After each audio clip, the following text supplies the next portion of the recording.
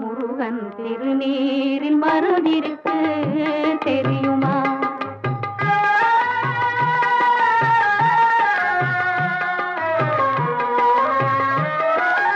ஆறுமணக்கும் ஐயனின் திருமருந்து, ஆறுமணக்கும் ஐயனின் திருமருந்து, நல்ல அறிவு கண்ணை திறந்து வைக்கும் அருமருந்து. ஆறுமணக்கும் ஐயனின் திருமருந்து, நல்ல அறிவு கண்ணை திறந்து வைக்கும்